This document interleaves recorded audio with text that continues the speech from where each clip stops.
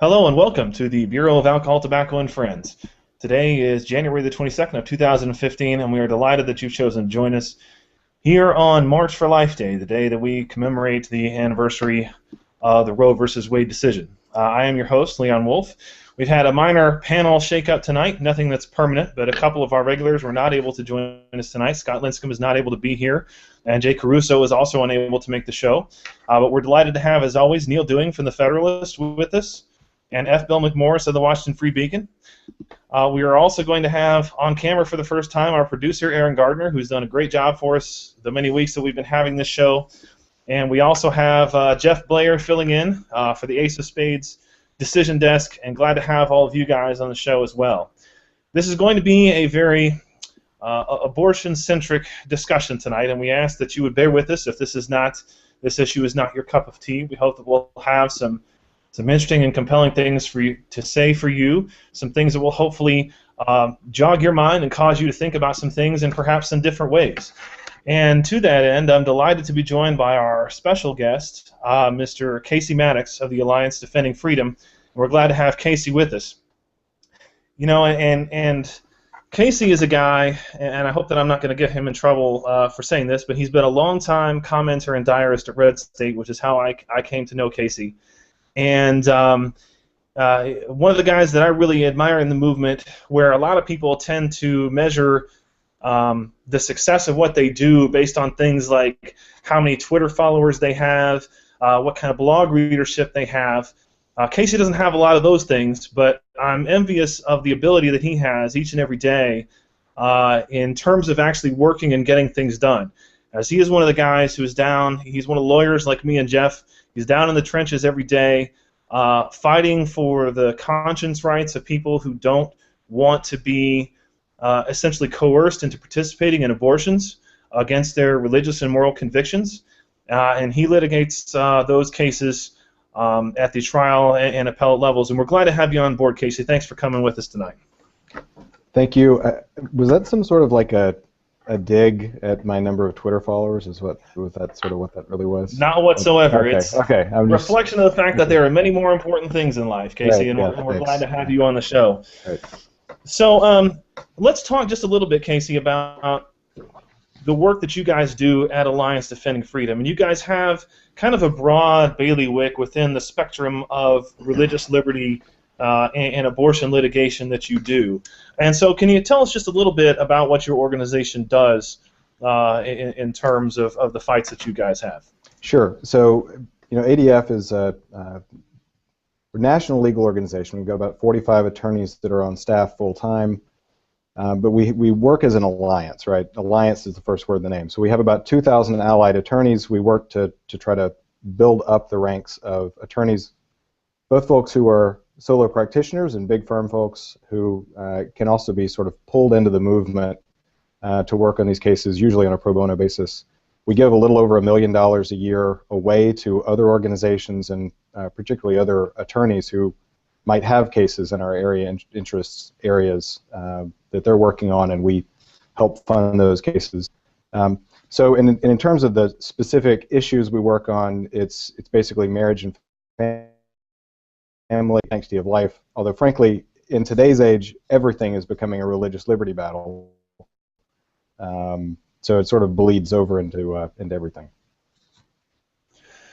So let's talk a little bit about that. And to me, one of the compelling frontiers that we face as a movement is, you know, for a lot of years, kind of the battleground stayed in the middle of, you know, if you don't like abortion, don't have one, is kind of what the other side said. And they have really, in the last 5 or 6 or 7 years, thrown off even that pretense to a very large degree, and have in my opinion, felt more comfortable with kind of forcing people to participate in abortion who otherwise wouldn't want to. Things like, you know, Catholic hospitals, things like, you know, pharmacies dispensing RU-486 and other medications that the people there, you know, have some serious moral objections to.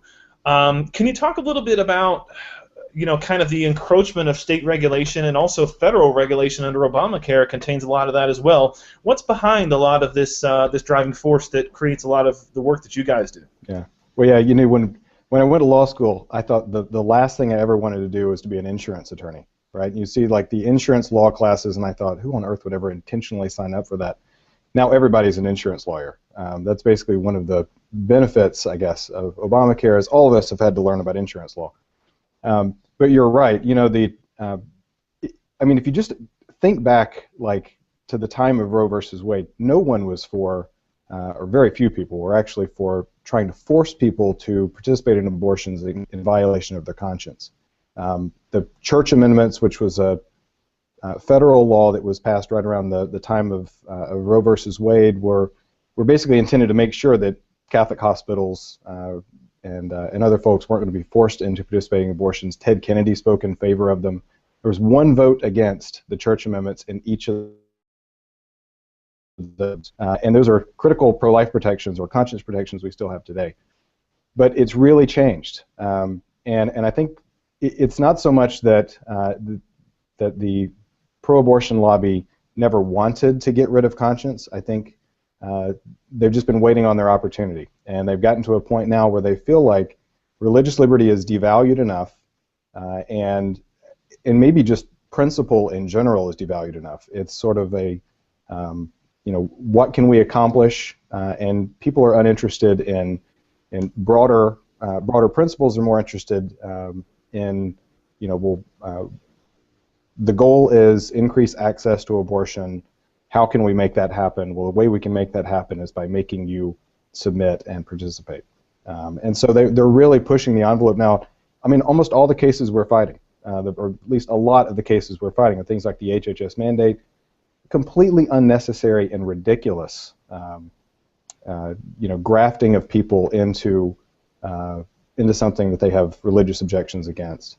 But then, it goes far beyond that. You're seeing in California, you have a mandate that requires even churches to pay for abortions for their staff insurance plans. It's just illogical, unless you imagine it as their effort to try to make sure that everyone is sucked into their game, rather than is actually trying to solve a real problem. So you guys, and people may not know this, the Hobby Lobby decision was a big deal last year. Liberals were very much up in arms about the result of that decision. You guys represented, if I'm correct, the Conestoga Pharmacy, which was kind of the companion case that also went to the Supreme Court on that issue. Is that correct? Well, Conestoga is actually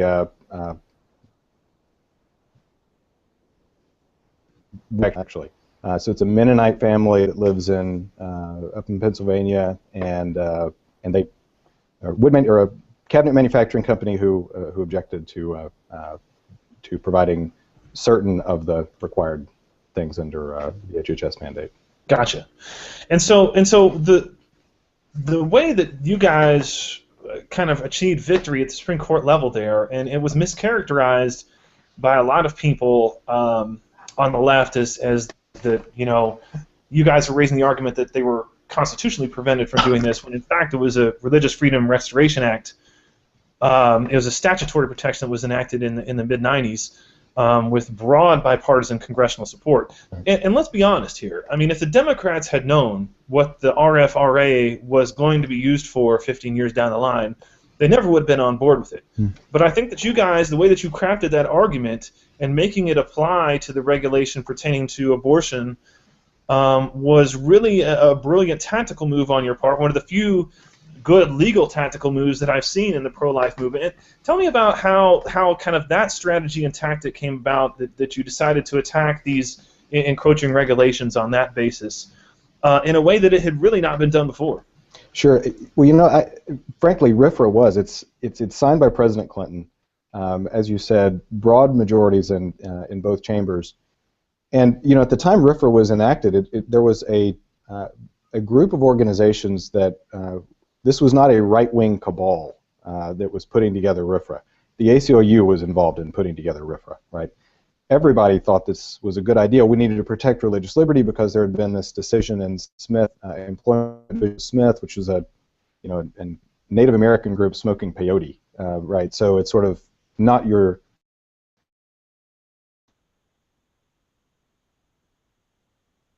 wing sort of religious liberty case.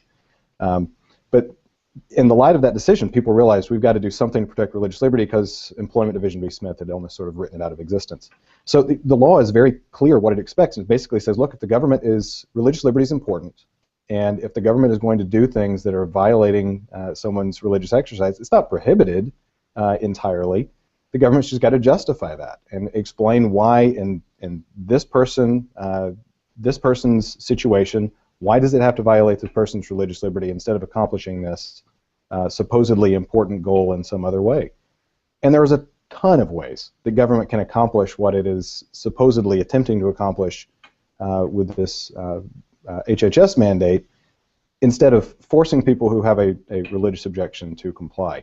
The truth is, what they actually want is to force them. You know, one of the libertarian concerns is, well, we're sort of elevating religious liberty concerns over other forms of concerns. I think the bottom line is here, the goal of this mandate was to subjugate the religious liberty concerns. It's not as if it's, you know, they were trying to expand access. They were actually targeting religious people with this and trying to create an electoral issue. So it's not as if you're creating this little tiny carve-out for religious persons. If you attack this, you're attacking, as we have, you're basically saying to the government, you know, stop trying to pursue these direct attacks on conscience for the purpose of trying to create electoral issues, which is basically what they did. So that's an interesting point, because I run into a lot of people who say, look, it's ridiculous to suggest that there's this targeted campaign against Christians and Christianity. But if you go to you guys' website, you get kind of a taste and a flavor for how broad the campaign in this regard is. There's a great story on there, and I want to encourage everybody who's watching to go to alliancedefendingfreedom.org. Great story in there about the family, the Reeds, right, who had started this Presbyterian church. And one of the things that they ran into is just, it seems like a simple thing, but there's an ordinance in the town where they live that literally and specifically only targets churches with respect to what kinds of signs that they can put up. Any, you know, political signs can be, you know, these huge sizes. They can stay up for 5 months at a time. But if you're a church, it can only be, you know, yay big, and it can only stay up for 12 hours. You got to take it down right after. And it's preposterous, the number of kind of nitpicky ways in which, you know, the folks on the left are seeming to want to stock it to religious people just because they can. So talk about a little bit about that fight. Yeah, that case is great because you know, for churches specifically, or at least for for their signs, it's doing them a favor. It allows them to put up their signs for their church services at about 10 o'clock or so at night, and then to take them out or take them down 1 hour after the church service ends, right? And these are the signs that are telling you this is where this tiny church that meets in school buildings and libraries, this is where they're meeting this week because they've rented space. So you'd have to basically be driving around at 3 o'clock in the morning in order to find out where your church was meeting, or this particular church was meeting on Sunday morning. It's a ridiculous rule, and it even drew from Justice Breyer a sort of mocking scorn of the town of Gilbert's sign ordinance here. But it's the sort of this government deciding it's going to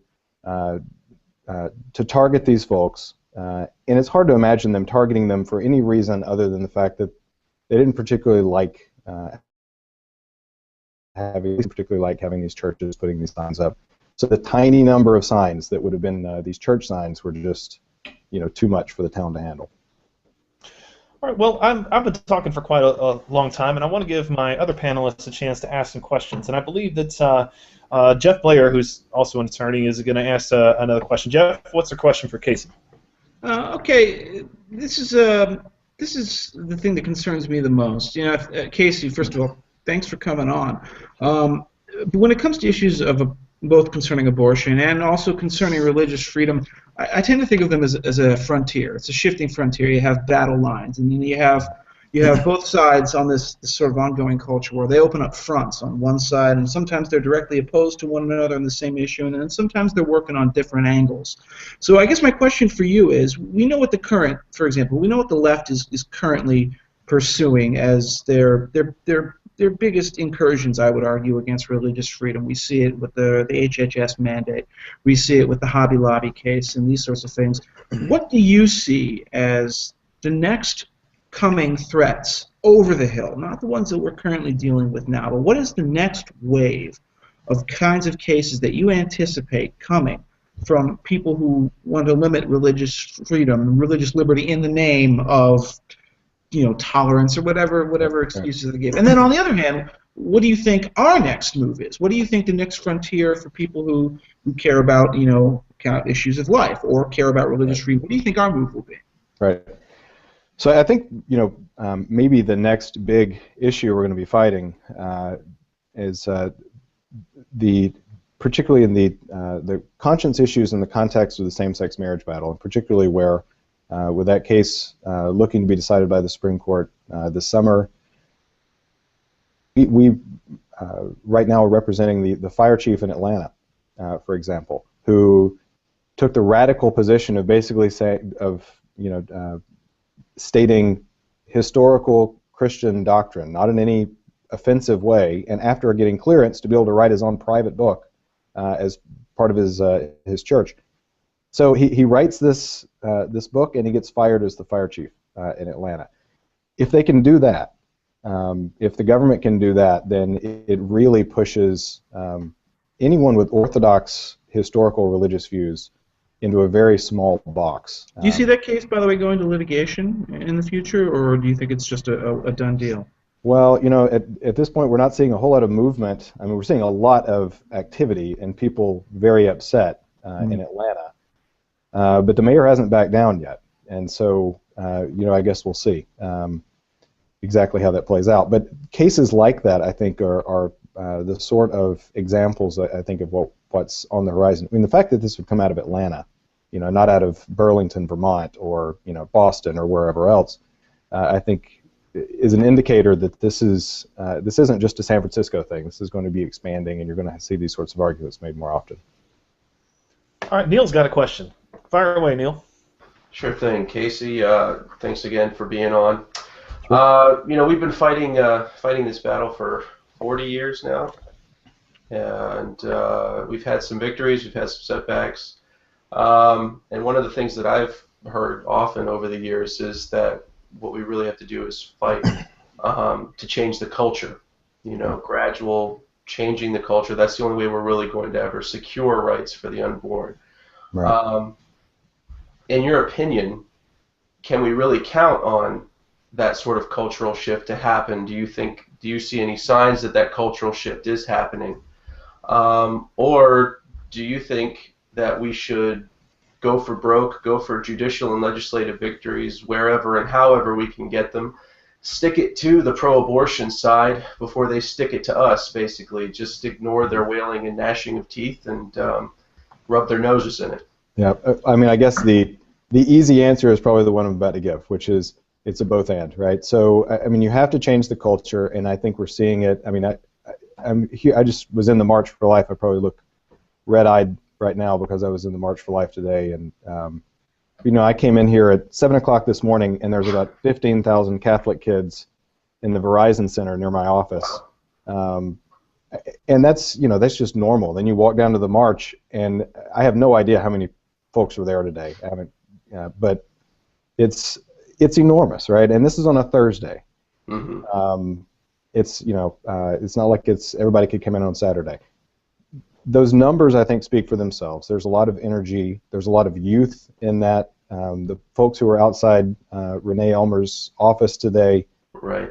It was a whole crowd of young women who were outside her office. Mm-hmm. These weren't, you know, 75-year-old white guys.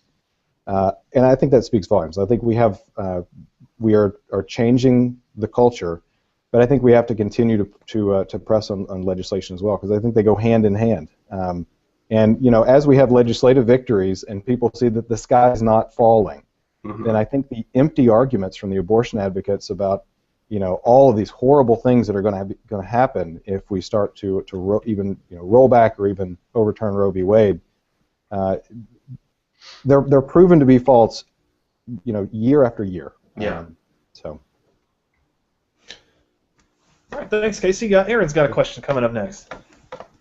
Yeah, Casey, first of all, thanks a lot for joining us tonight. Really appreciate it. And everybody should follow him on Twitter. We'll make sure and get his Twitter name out there. Yeah. But I wanted to ask you about something other than abortion.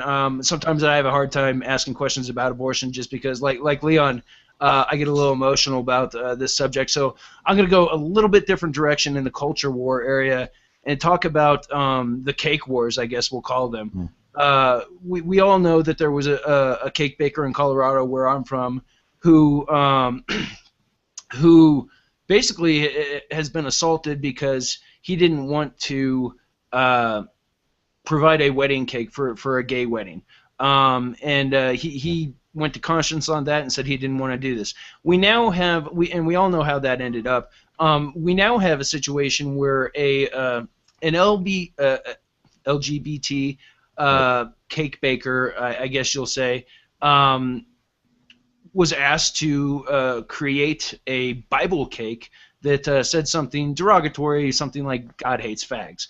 Now, while I don't necessarily defend that statement in any way, shape, or form, the way we saw the law applied in the Colorado case, I would think that something would happen here to the LGBT baker for being discriminatory and refusing to bake this cake for them. Am I right in that, or are we going to see a different standard applied here?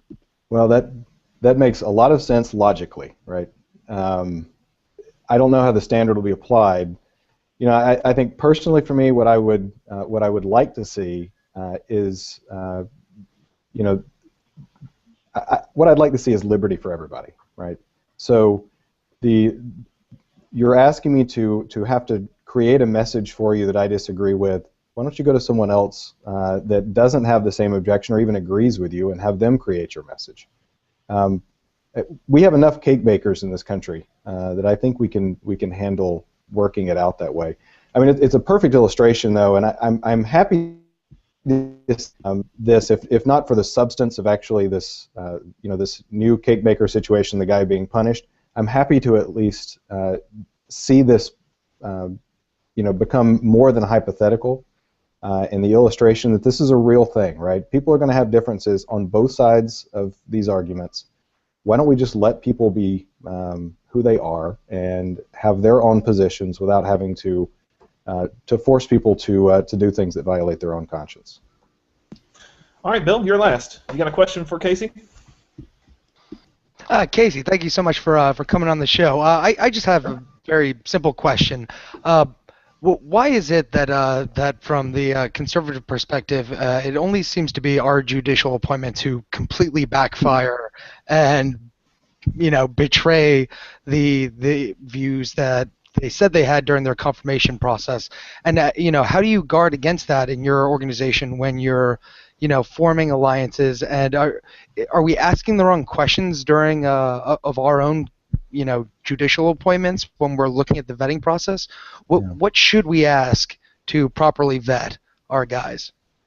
Boy, that's a great question. I'm a great man. Yeah. Well, there you go. I don't know, but I think your observation is correct. What I'd like maybe here's the problem, is that the other side has absolutely no qualms about putting forward candidates who are clear about what they believe and that they are sold out with them. I mean, Ruth Bader Ginsburg, was general counsel for the ACLU.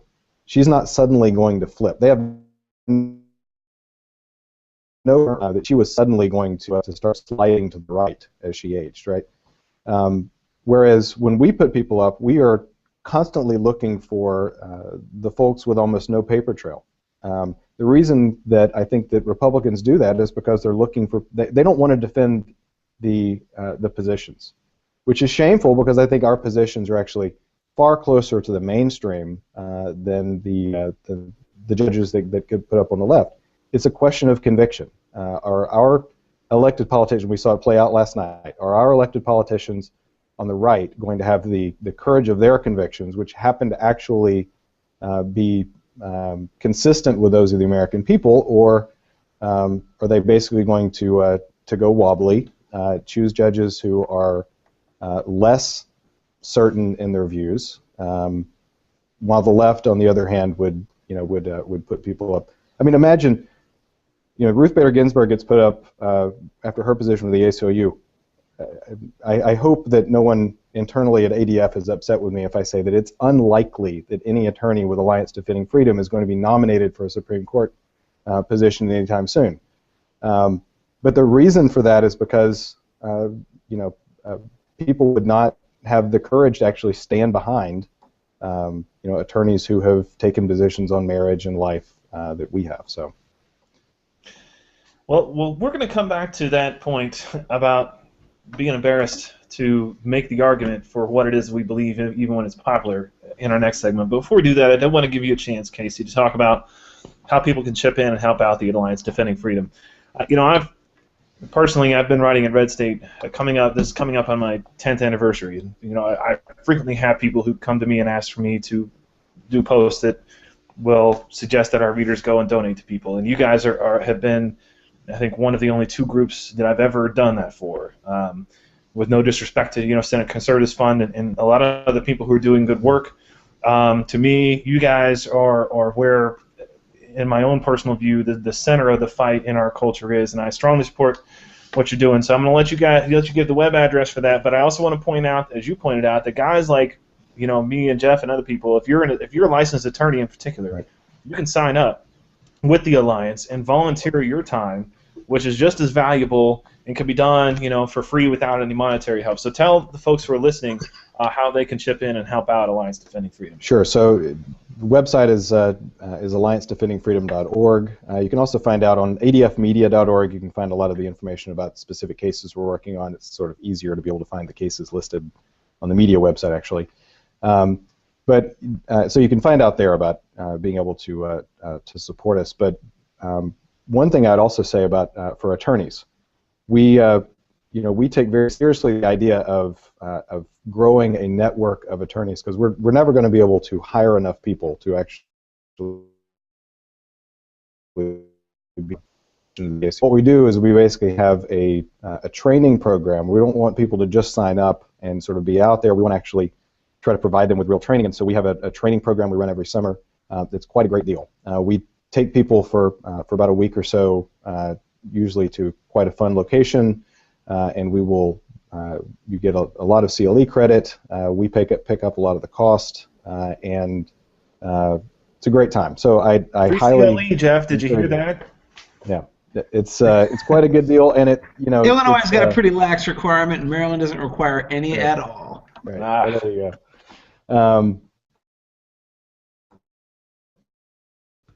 There's but anyway, I would encourage you to check that out. If you look on our website, you'll find information about our Legal Academy. Great program. So. All right. Well, thanks, Casey, and I want to invite you to stay on for the rest of the show. We're going to move along. We're going to continue talking about abortion, and of course, the big news. This has been kind of the big news of the day. Not only the March for Life that occurred. Well, let's actually start with the March for Life, and I'm going to throw the first question over to Bill before we get into the Renee Elmer's mess. I'm going to throw this question over to Bill. And I'm going to ask, why is it, do you think, that we face this kind of conundrum every year, that the size and the scope of the March for Life itself is absolutely staggering compared to other forms of protest that we see throughout the country? I mean, where I live here in Nashville, the Nashville local news will go out and cover any group of 10 people or more holding a sign for anything, right?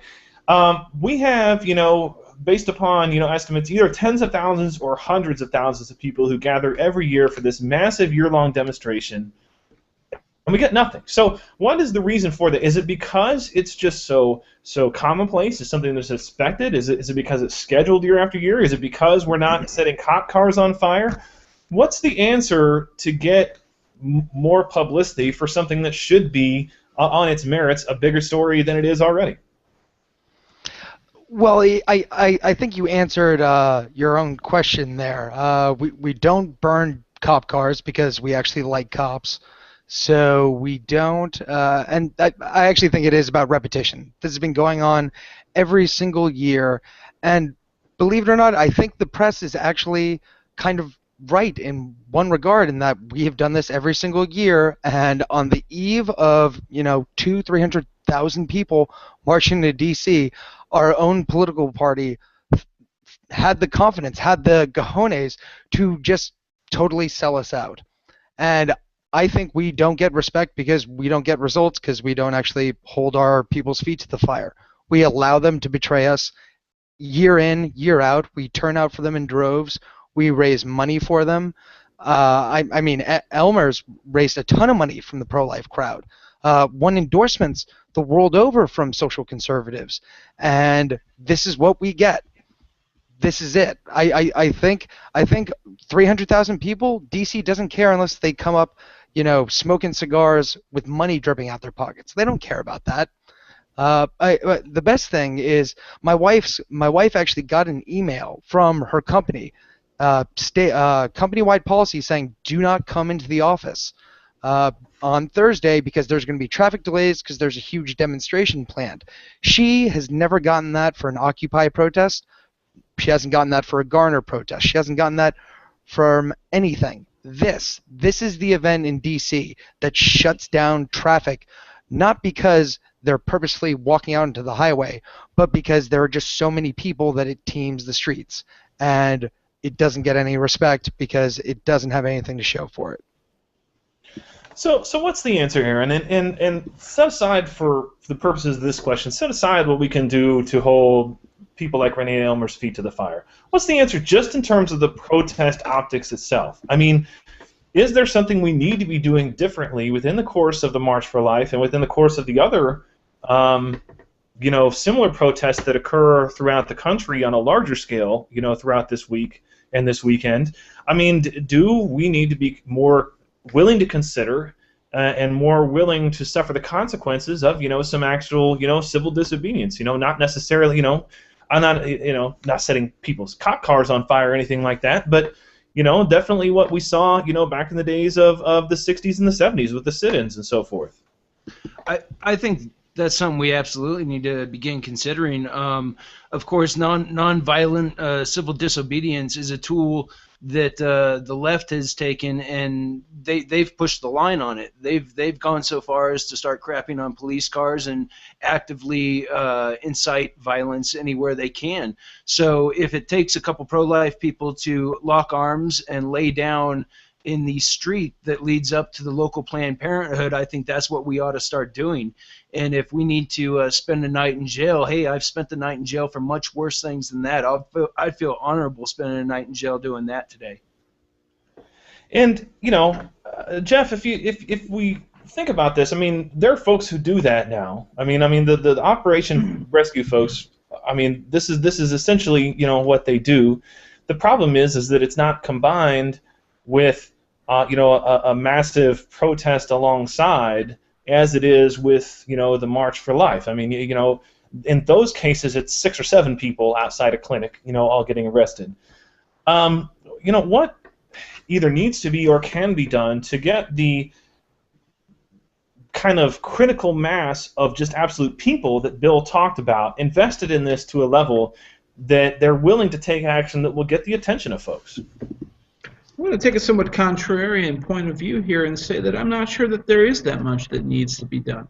Now, with the disgrace that happened today, or last night, the Renee Elmer's kerfuffle, this bill that was withdrawn, that's one thing. That's sui generis, and I think we're going to talk about it later, I'm sure, in more detail. I mean, it was very disgraceful. However, I think that this stealthily is an issue. It's kind of like the opposite of gay marriage. I think gay marriage as a cultural issue it's slipping away. It's basically a lost battle in terms of the critical mass of society these days, and the younger generation is getting more and more in favor of it. It doesn't seem like it's going to be swinging back the other way, at least certainly not in the foreseeable future. On the other hand, abortion has not only remained extremely static, you can make a very solid argument that the pro-life forces have actually been incrementally winning this battle. And we can't use the same tactics that the left can, not only because they don't come to us naturally. Frankly, the right is just never going to be any good at really raising civic havoc. That's not how they roll, okay? You know, we don't crap on cop cars. We don't set fires and start riots. And I actually also think that in terms of optics, the people who hang on. I think that's let me interject, and I know Aaron's going to jump in here in a second. I think that's a valid point. I think that dispositionally, conservatives are more likely to be hesitant to use a lot of the tools of civil disobedience for reasons that kind of create their political views in the first place. I think that's a valid point, and that's a valid point for you to make.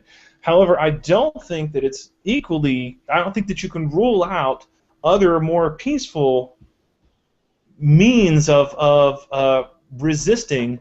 That fall short of the things that people who are dispositionally conservative are going to rule out just because of the way that they're built and hardwired. You can't rule them out, Leon, but I think it's a bad idea tactically.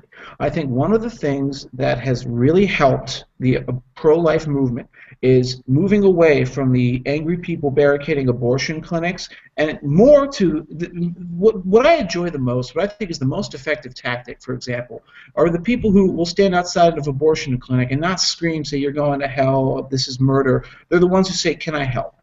They're the ones who say, is there something I can do? Is there anything that we can do to help you reconsider your decision?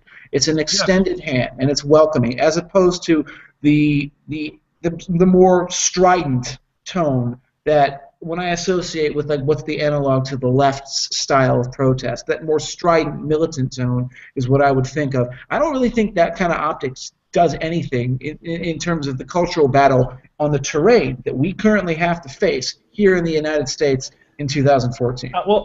Leon, hold on a second. Go ahead, Aaron. Jeff, I agree with you and I disagree with you. I think on the optics and visuals wise, there are certain things that we should stay away from. We should stay away from images that are grotesque. We should stay away from images of babies that are chopped up. But to be able to go in solidarity and stand in protest in front of a place and hold up signs that say all lives matter, and to do it to the point to where we are willing to be arrested and cause that sort of spectacle, that's a different thing. And I think that's something we need. And it's not just something we need as a movement to break through the news media, but it's also something we need as a movement to break through what Ace over at Ace of Spades brought up earlier today, which is the fact that all of these GOP consultants that have grown up in these progressive circles, and abortion to them really is nothing. It's not an issue that is a driving force. They don't get it, and we need to make ourselves be seen. And I'm not saying we need to go violent. We just need to make ourselves be seen. We need to have a spectacle in order to be seen and heard. So let me follow up on this, and I'm gonna throw this back over to Casey. So I've heard for a long time, right, Jeff's point, and listen, I'm definitely sympathetic to it. I myself have an adverse reaction to the sorts of things that you see on TV in terms of civil disobedience. And again, that could have something to do with dispositionally the way I'm wired, which probably tends to make me a conservative in the first place. That having been said, the sorts of tactics that we have seen in the so-called Black Lives Matter movement have been effective, at least in terms of raising the visibility of the issue itself. I think, and I don't agree with all the excesses of that movement and what we've seen in terms of the protest, all the things that have gone on, but whatever you have to say about it, I think they've been tremendously successful in terms of raising the level of awareness of the issue that they're trying to push into the minds and the consciousness of people who would otherwise not be tuned into that issue. And yes, they are turning some people off, but they're also at least engaging some other people, I think, on the margins to care about their issue. Casey, what do you think about that? Where do you come down on this? You know, I think we can sort of have a respectful movement, and we can make a lot of headway that way. I think we are. I also, though, agree that I think the problem with not having the sort of spectacle, right, the sit-in, the problem with not having those is that people start to get the idea that this really doesn't mean that much to you. You don't really mean what you're saying, because if you did, you'd be doing something much more dramatic than writing, drafting blogs, and talking about how awful abortion is. You'd be actually upset about this if you really believe this is killing people. That's why I would have preferred to have seen, right after Roe v. Wade, if you could go back, you need state attorneys general who would say, we're not going to allow people to be killed in my state, period. That said, I think the most effective thing that the pro-life movement is doing today is making abortion completely unnecessary. We're taking away all of the arguments that sort of undergirded Roe and provided reasons why abortion, and we're taking them away. You have pregnancy centers that are the model of how conservatives should deal with a social problem. Completely privately funded, privately staffed assistance programs, right, in communities all over the country that are basically eliminating the need for this, right? So you take those sorts of examples and lots of other things that pro-lifers are doing, I think, to just make it so that abortion is not something that we actually need. And then it's just a question of, well, is this something we're going to allow even though it's unnecessary? So I think that's the best thing we are accomplishing. But I agree that I would also like to see, sort of more examples of activism that highlight the urgency of the problem. So let me throw this over to Neal, and it's time for us at long last, 40 minutes into the program, to kind of confront the elephant in the room, which we've touched upon a number of times, which is it is a disgrace. There's no other way to put it. The debacle, I guess, would be another way to put it, that unfolded last night, and really has been happening throughout the last week, wherein Renee Elmers was considered to be the ringleader of a group of House Republicans who torpedoed a bill whose provisions were favored by humongous portions of the population. As I read say today, Q polled this exact issue, and not incorrectly. They stated the issue correctly. As you may know, there is a bill before Congress that would outlaw almost all abortions after 20 weeks, except in a case of a rape that is reported to the police. That's literally what the Q poll question said. And by a 60 to 33 margin, Americans generally supported it. Women supported it by like a 24-point margin. Millennials, people aged 18 to 29, supported it by like a 22 or 23-point margin. It was a non-controversial bill, and it provided an opportunity to put the other side of the issue outside of the American mainstream. And instead it has been turned into a public relations nightmare for the pro-life side, in that now the story, as it has been reported in the media everywhere, and Molly Hemingway had a great piece on this at the Federalist, now every media headline says, female GOP congresswoman torpedo extremist abortion bill. So Ace of Spades wrote a great post today. Ace, for those who don't know, is pro-choice himself. But he wrote a post about how this particular issue, and listen, we kid with each other, Neal. You and I do on the side about the establishment versus conservative thing. Yes. I think probably I'm actually a lot more sympathetic to the real-life demands of the establishment faces than probably 85% of the people who read Red State. That having been said, this issue, doesn't it kind of provide one of those areas that leads people to throw up their hands in total distrust of what is going on in Washington when the establishment needs their help and the belief of the movement's faith to take their word that they're doing the best that they can on other issues? Well, it certainly does for me. I'm quick to defend the establishment and say that they're in a difficult position politically and tactically, but this just rubbed me the wrong way. It seemed like an easy win and an easy way to assure people that, yes, we do have your best interests at heart. We are listening to you. We understand why you elected us and what jobs you want us to do while we're in Congress. And to drop it on the anniversary of Roe versus Wade just mystified me. But after reading this Ace of Spades post, it kind of makes a little more sense. And the truth of it is, these people, they are saturated with this mentality. They are cultured. They're grown in a vat of this social liberal stew, and that's how they get to these positions of power.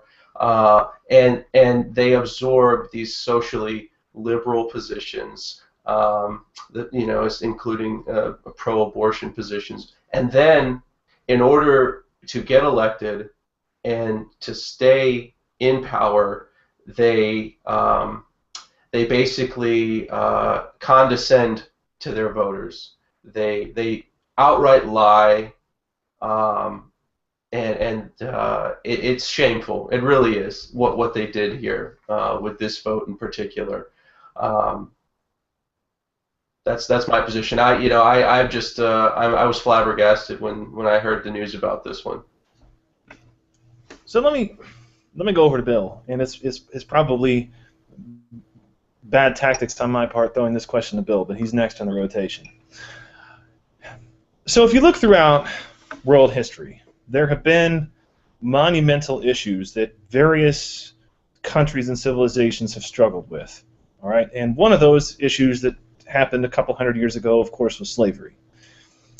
And you look at, for instance, England as a country was able to resolve the slavery question in a peaceful manner.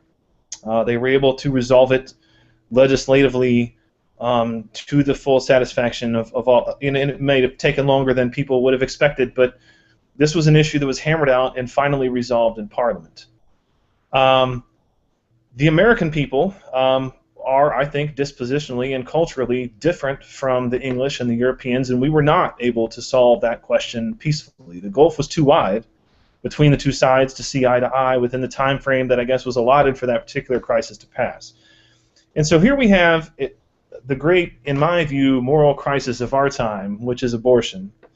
And we see again on the other side of the pond, in Western Europe in particular, this issue has been settled more or less in the courts of their public opinion. And I think that as you see in a lot of Western European countries in particular, what is a very kind of compromised type position, that abortion tends to be largely illegal after a 16 to 24 week period, but largely legal for any reason prior to that. And there's not like this agitating pro-life movement that continues to exist here in the United States. And I guess the question that we have is we look at things like this that happen, where a 20-week abortion ban, even something that's supported by 60% of the population, can't even get off the ground in one chamber of Congress that is controlled by the party that theoretically supports these measures. Is this a crisis that we as a country are capable of solving peacefully? Or is it something that is going to continue to fester until it pulls the country further and further apart to whatever end? There's no question that this can be solved peacefully. Can it be solved civilly? I don't think so. I think we can actually borrow some tactics. We're focused so much on, what kind of sign should we be praying outside of the abortion clinic, or waving pictures of dead babies in front of the abortion clinic. I tend to say that we should be praying in front of the abortion clinic and offering help. Just like everybody here, I think the signs are self-defeating, but that isn't the real tactic that we should really be invested in. We should actually take a page out of the playbook of the left in terms of the death penalty. The left has done a very, very good job of basically using social pressure tactics and using its very motivated members to basically force drug companies to abandon making execution drugs. They've done a phenomenal job of this. And C.J. Ciaramella, my Free Beacon colleague, had a great piece in the Daily Beast today about how it's gotten so bad that all of these drug makers refuse to make and sell to states the drugs that go into lethal injections. And so states have been forced to turn to these lightly regulated basically pharmacies that mix up a cocktail and say, yeah, this is enough of this substance to kill somebody. And the states go and they administer that drug, and it botches the execution. And the entire media narrative after that point is, look at how barbaric the death penalty is. We shouldn't just be focused on federal funding for abortion. We shouldn't just be focused on going out there. If we can't get our own party to limit these abortion bills. Well, let's target the drug makers. Let's call up the people and the companies that enrich themselves off of the deaths of babies in the United States and shame them and basically make it shameful for them to profit off of blood money. I think that is one of the most effective and immediate things we could start. The left has been very effective at boycotts, and the right, which generally tends to be, all pro-free market, we generally tend to shy away from them. But in this case, in this instance, let's abandon the market and say, if you make these drugs, we will boycott you. Let's start there, and I bet we will see a change and actually get the culture which, if it really is on our side, and we really do have these numbers, and we really can get 300,000 people on the Capitol every single year in the middle of winter, there's no reason we shouldn't be able to accomplish that goal. So let me quibble just a little bit. I mean, to me, I think that boycotts, at least as conducted by private citizens, are a tool of the free market, not an abandonment of the free market. People deciding, where to spend their money is an essential part of how the free market works. And I'm going to turn this one over to Jeff with the next question, and just ask, what your take on this is, because I hear a lot of the same things that Phil kind of runs into. Is I hear a lot of conservatives say, look, boycotts are leftist tactic. I guess it's true that more often than not these days leftists are the one who engage in boycotts, but I don't understand why it is considered to be a leftist tactic. And to me, it's infuriating that people are not willing to consider. And look, I get it. It's more difficult than ever in the age of corporations get larger and larger, and everybody's more interconnected and more interconnected. It's difficult as a conservative to not spend your money somewhere that it's going to go to something that's going to be offensive to you. It's almost impossible to live in the world to do that. But why can't we say, when a company like Costco or Starbucks gives money directly to Planned Parenthood, why can't we say we're not going to shop there anymore? Why are we as a movement unable to rise up and let our votes with our dollars count? You know why? Because for the same reason that it's a lot easier to herd sheep than it is to herd cats. As long as conservatism, as an ideology, as an orientation, particularly in the lived American experience of conservatism, as opposed to how it's played out in other countries, as long as it emphasizes, it places as the primary good and the primary goal a sense of individualism, which it didn't always do, by the way. There was a much more collectivist form of conservatism that is, in large part, I think, died out, a much more traditionalist form. But in its current orientation, the right and the conservative movement has a very strong streak of individualist ideology that runs through it, and as long as that's the case, it's always going to be a lot harder to get people to sign on to the collective idea of boycotting something unless the heat and the anger is there for such a large amount of time. We simply do not have the same orientations, the same mental reflexes that a lot of people on the left do. To them, this is natural. This is second nature. This is social justice. This is activism. It's just not the way people who naturally gravitate towards the right are ever going to conceive of these things. So that's why I'm a little skeptical about this. I want to make a larger point, that I feel like this is all rather small ball. I think the smartest thing that any politician has said about abortion in the past 30 years actually came out of the mouth of George W. Bush. And that was, he said, the most important thing that you have to do if you want to win the abortion battle in American society is you need to create and foster a culture of life. Those weren't throwaway words. That really is the secret. That's how you win. And I think that's how we have managed to win the victories that we have won up until this point. You don't win by boycotting these. These are tactical moves that can move the ball here and there. But what you really do is you start from the ground up. You teach your children. You create an inculcated belief from birth onwards that a culture of life is something to be valued. This is the reason that the left won gay marriage isn't because of a bunch of court decisions. It's because the whole next generation of Americans was raised to look at through their television shows, look all around them, the cultural osmosis that they absorbed, to think that the idea of gay people, getting married just wasn't that weird anymore. If we want to win this argument, we need to do the same sort of thing and create a culture where the idea of abortion on demand is seen as, well, obviously that's grotesque, and obviously that's a horrifying thing. not that it's just some sort of blasé choice that ranks up there with, what kind of dinner am I going to get tonight. So if you really want to win this in the long term, it's a cultural battle. It's not a tactical battle.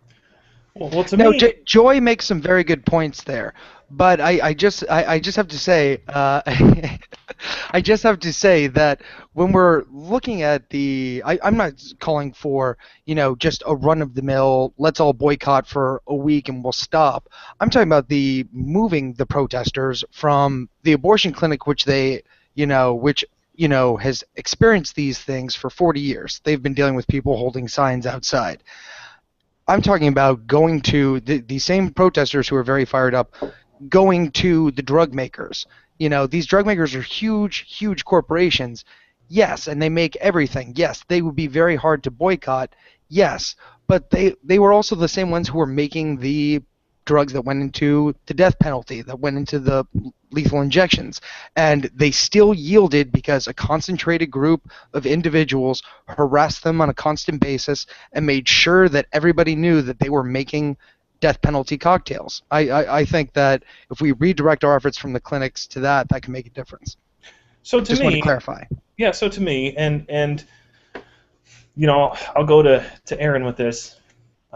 I guess it's going to be more of a statement than a question, but I'll allow him to follow up. To me, I get kind of irritated when I hear people treat the question as an either-or question rather than as a both-and question, right? So I agree, and I hear people tell me all the time that it's very important for us to create a culture of life and to provide supportive services for women who are in crisis pregnancies, to provide a stronger safety net for children who are going to be born into poverty. All those things are true. All those things are true, but I dislike being caught in the rhetorical trap that we can't say that we can strongly be of the belief that abortion ought to be illegal anyway, that is a separate logical question from one to the other.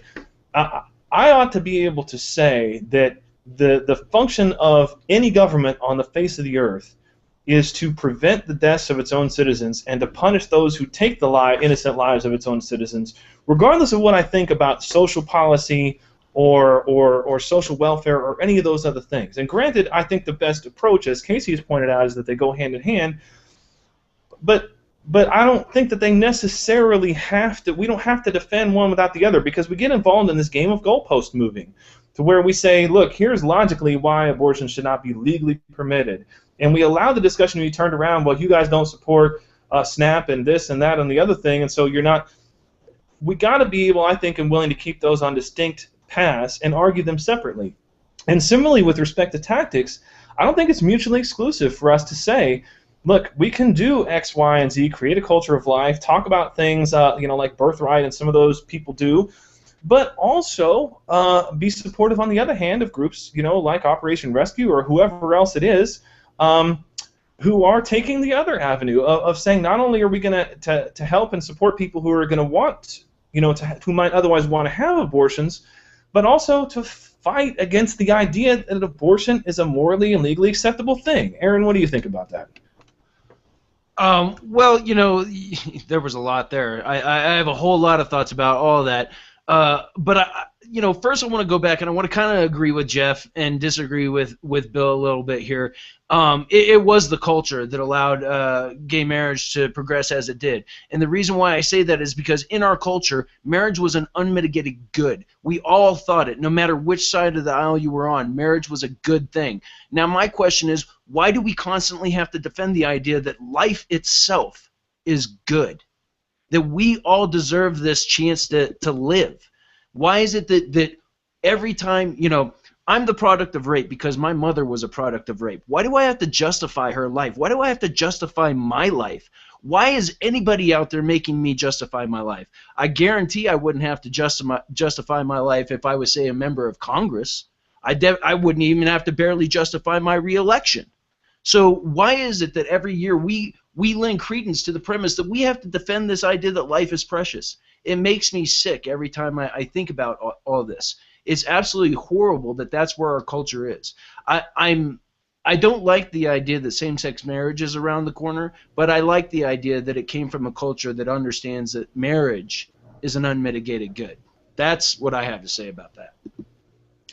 So Neal, I mean, what's your take on this? I mean, I think, we're both, fairly calm fellas, in the grand scheme of things, people who don't get our dander up generally.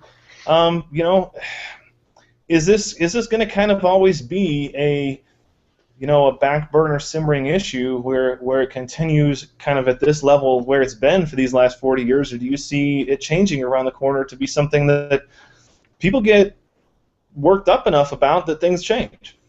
I think the more success that conservatives have and the pro-life side has, the more intense the issue will become, just a reaction from the pro-abortion side.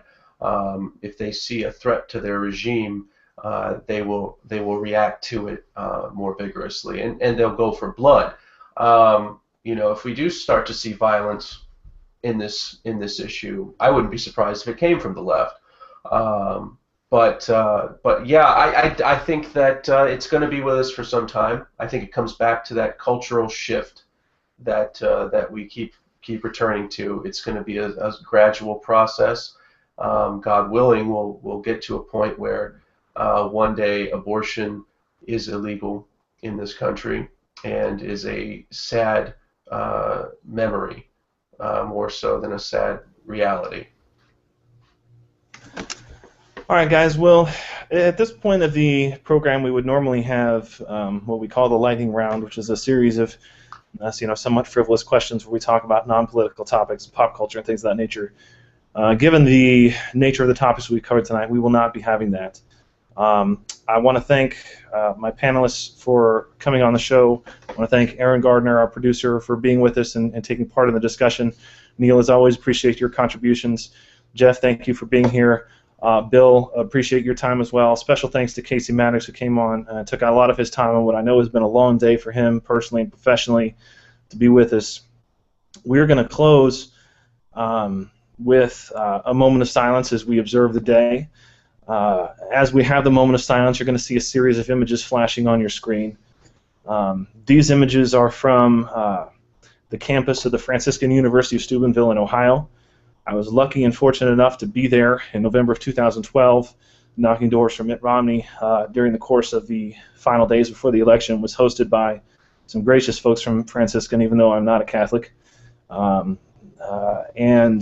I would say and highly recommend any of you who are out there who are parents, who are Catholics, and who have kids who want to go to a Catholic school, but a real Catholic school, not like Notre Dame or Georgetown, where pro-choice leaders are invited to speak and give benedictions, that Franciscan University Steubenville would be the first place I would send my kid. And one of the things that they have there that was most deeply touching to me is that they have erected a tomb to the unborn child, and it has there actually interred in the ground 7 aborted children who have had a memorial there erected in their memory, which is to me one of the saddest and most disturbing things about abortion, is that as I wrote, or as we talked about in our post at Red State today, one of the reasons that I think that publicly this issue doesn't get enough traction is that there are no identifiable faces, no names to put to the tragedy, because these people are never given names. They're never buried. There's never anywhere that anybody can go and visit to pay their respects. And I appreciate so much the folks at Franciscan University Steubenville for doing this and setting up this touching memorial. So at this time, I'm going to observe a minute of silence in memory of those who have been lost.